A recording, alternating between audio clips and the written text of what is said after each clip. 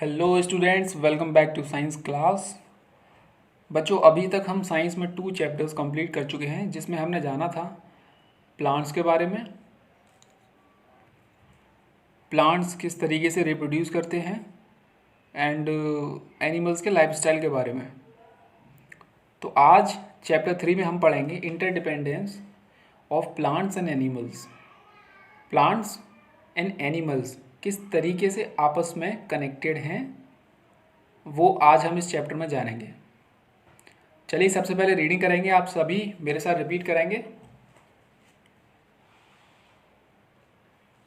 There are different types of things around us. All living things have certain common characteristics among them. They grow, develop, and can move. They need air, water, and food for their survival. Plants and animals are also living things. Like human beings, they reproduce, respond to external environment, and remove waste materials from their bodies. Living things depend on non-living things in the following ways. बच्चों, आप सभी को पता है कि living things क्या होती हैं और नॉन लिविंग थिंग्स क्या होती हैं। लिविंग थिंग्स को ग्रो करने के लिए एयर चाहिए, वाटर चाहिए एंड फूड चाहिए। And plants and animals both are living things. And ये दोनों living things non living things पर किस तरीके से डिपेंडेंट हैं।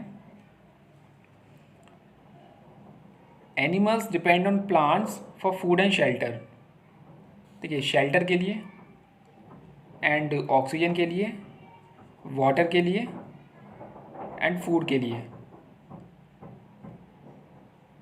तो कई सारे तरीके हैं जिसके लिए living things non living things पर भी डिपेंडेंट हैं। ये इस चैप्टर में आज हम पढ़ेंगे। नेक्स्ट है बायोटिक एंड अबायोटिक कंपोनेंट्स। बहुत ही सिंपल है। जो लिविंग थिंग्स होती हैं उन्हें बायोटिक कंपोनेंट्स बोलते हैं, और जो नॉन लिविंग थिंग्स होती हैं उन्हें अबायोटिक कंपोनेंट्स बोलते हैं। आई होप आप सभी के समझ में आ गया होगा। Biotic components in nature depend on abiotic components. How? Let's see. देखिए बच्चों, मैंने अभी आपको बताया था कि living things non living things पर भी डिपेंडेंट होती हैं। किस तरीके से? देखिए, एयर सबसे पहले पढ़ेंगे एयर के बारे में। एयर क्या है? नॉन लिविंग थिंग है, लेकिन एयर की ज़रूरत देखिए प्लांट्स को भी होती है ब्रीथ करने के लिए, एनिमल्स को भी होती है ब्रीथ करने के लिए। There is no life without air on the earth, सभी को पता है। ठीक है, देखिए एयर क्या है, सबसे पहले हमें ये समझना है। एयर के अंदर ऑक्सीजन होती है। Air is a combination of gases present in the environment. हमारे चारों तरफ बहुत सारी गैसेज होती हैं जिसे एयर बोलते हैं, और उनमें से एक गैस होती है जो कि ऑक्सीजन होती है, which is useful to breathe for animals and plants. Next है वाटर। ये आप बच्चों खुद रीड कर सकते हो। नेक्स्ट है वाटर। वाटर के बारे में भी हम सभी को पता है, there is no life without water on the earth. But किस तरीके से? देखिए बच्चों, हमें पता है कि एयर के बिना भी लाइफ नहीं है पॉसिबल, वाटर के बिना भी लाइफ पॉसिबल नहीं है, सनलाइट के बिना भी लाइफ पॉसिबल नहीं है, एंड सॉइल के बिना भी लाइफ पॉसिबल नहीं है। बट किस तरीके से ये हमारे लिए, प्लांट्स के लिए ज़रूरी है, वो हमें समझना है। देखिए वाटर, पहले रीडिंग कर लेते हैं। All the life processes are carried out in the body with the help of water. Plants absorb various nutrients dissolved in water through their roots। देखिए बच्चों, हम फूड खाते हैं, उसके बाद फूड के डाइजेशन में हेल्प करता है water.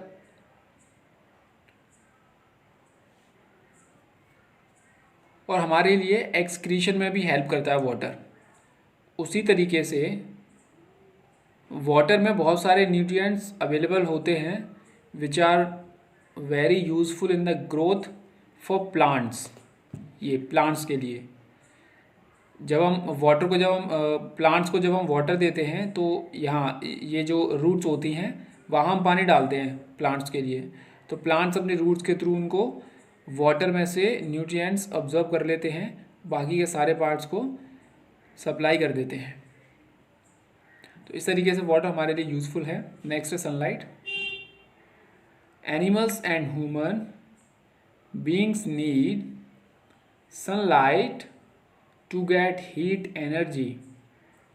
Plants use this energy to make food during photosynthesis. It also provides warmth to seeds for germination. बच्चों चैप्टर 1 में हमने पढ़ा था जर्मिनेशन क्या होता है। एक बार रिकॉल करिए जर्मिनेशन क्या होता है, एक बार याद करिए ज़रा, जिन बच्चों को पता है वेरी गुड। जर्मिनेशन एक प्रोसेस होता है जिसके थ्रू एक सीड एक बेबी प्लांट में ग्रो करता है। ये जो प्रोसेस होता है उसको जर्मिनेशन बोलते हैं। देखिए बच्चों, बात करें सनलाइट की इम्पोर्टेंस की, तो सनलाइट प्लांट्स के लिए किस तरीके से यूजफुल है। प्लांट्स अपना फूड प्रिपेयर करते हैं in the presence of sunlight, जिसे हम फोटोसिंथेसिस बोलते हैं। सनलाइट हमें हीट एनर्जी देती है, हम इंसानों को हीट एनर्जी मिलती है सनलाइट से। समझ में आया। नेक्स्ट है soil. Most plants grow in the soil. Soil provides them water, minerals and other nutrients. Soil also provides them with support to stand. Some animals like earthworms, centipedals and ants live in the soil. They get their food from the soil. When animals and plants die, their bodies decay and mix with the soil. This adds humus to the soil. Thus, it makes the soil fertile. बच्चों, soil किस तरीके से useful है हमारे लिए, बात करेंगे सबसे पहले प्लांट्स के लिए। तो सारे के सारे प्लांट सॉइल के थ्रू ग्रो करते हैं। सॉइल में बहुत सारे न्यूट्रिशंस होते हैं जो कि प्लांट्स के ग्रो करने में हेल्प करते हैं, उन्हें वो न्यूट्रिएंट्स प्रोवाइड कराती है सॉइल।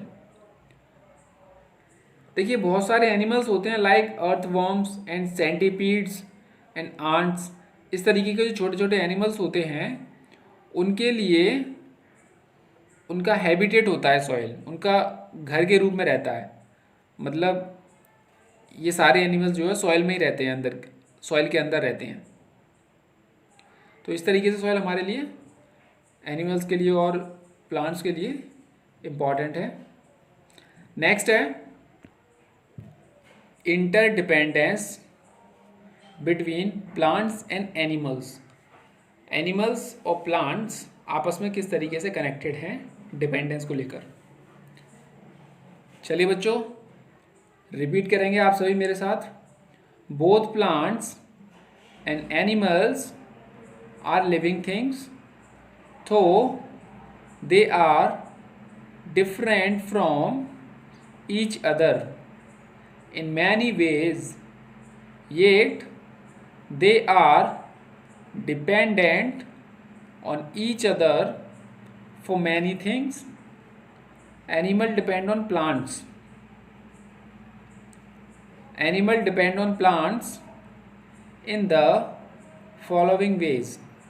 तो अभी हम पढ़ेंगे एनिमल्स किस तरीके से डिपेंडेंट हैं प्लांट्स पर।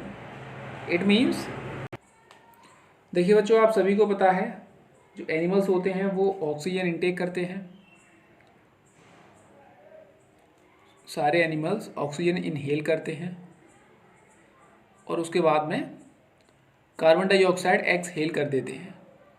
तो प्लांट्स जो होते हैं वो कार्बन डाइऑक्साइड को ब्रीथ इन करते हैं और फोटोसिंथेसिस के थ्रू ऑक्सीजन को ब्रीथ आउट कर देते हैं। फिर से हम उस ऑक्सीजन को एनिमल्स और हम ब्रीथ इन करते हैं, फिर वापस से कार्बन डाइऑक्साइड को ब्रीथ आउट कर देते हैं। इस तरीके से ये जो साइकिल है ऑक्सीजन कार्बन डाइऑक्साइड की between plants and animals continue रहती है। तो प्लांट्स एनिमल्स के ऊपर ऑक्सीजन के लिए कार्बन डाइऑक्साइड के लिए डिपेंडेंट है और एनिमल्स के लिए जो ऑक्सीजन है वो प्लांट्स प्यूरिफाई करके प्रोवाइड कराते हैं। ठीक है बच्चों, नेक्स्ट है बच्चों, many animals and birds live on tree and other plants. बहुत सारे एनिमल्स का घर भी होता है प्लांट। आपने देखा होगा बहुत सारे एनिमल्स लाइक मंकी, बर्ड्स तो अपना नेस्ट ट्रीज पर बनाती हैं, मंकीज़ हैं, और भी बहुत सारे एनिमल्स हैं जो पेड़ों पर ही रहते हैं। ठीक है, तो बहुत सारे ऐसे एनिमल्स भी हैं जिनके लिए ट्रीज, प्लांट्स शेल्टर के रूप में काम करते हैं। ठीक है बच्चों, ये आप खुद रीडिंग कर सकते हो। देखिए बच्चों, नेक्स्ट है, बहुत सारे एनिमल्स ऐसे भी होते हैं जो केवल प्लांट्स की लीव्स को या छोटे मोटे प्लांट्स को खाते हैं अपने फूड के रूप में। जिस तरीके से हम वेजिटेबल्स एंड फ्रूट्स खाते हैं तो वो हमें इनडायरेक्टली कहाँ से मिलता है, प्लांट से। लेकिन कुछ एनिमल्स ऐसे होते हैं जो प्लांट्स को ही खाते हैं या फिर प्लांट्स की लीव्स को खाते हैं। तो यहाँ पर प्लांट्स जो है उन एनिमल्स के लिए फूड का काम करता है। ठीक है बच्चों, समझ में आया कि प्लांट्स हमारे लिए, एनिमल्स के लिए किस तरीके से ज़रूरी हैं।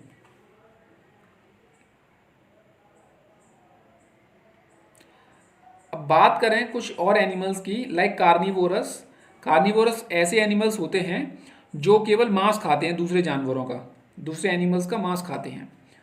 अब वो एनिमल्स हार्बीवोरस हो सकते हैं। हार्बीवोरस मीन्स वो प्लांट्स को खाते हैं। तो उन एनिमल्स को ये जो मांस खाते हैं वो एनिमल्स खा जाते हैं। तो देखा जाए तो इनडायरेक्टली ये कार्निवोरस एनिमल्स भी प्लांट्स पर डिपेंडेंट हैं, क्योंकि देखिए जब कार्निवोरस एनिमल्स दूसरे एनिमल्स को खाते हैं, जैसे गॉट, पिजन, स्क्वेरल, इस तरीके के एनिमल्स को खाते हैं, तो ये एनिमल्स किस तरीके से जिंदा हैं, ये एनिमल्स प्लांट्स को, लीव्स को, इनको खाकर जिंदा हैं।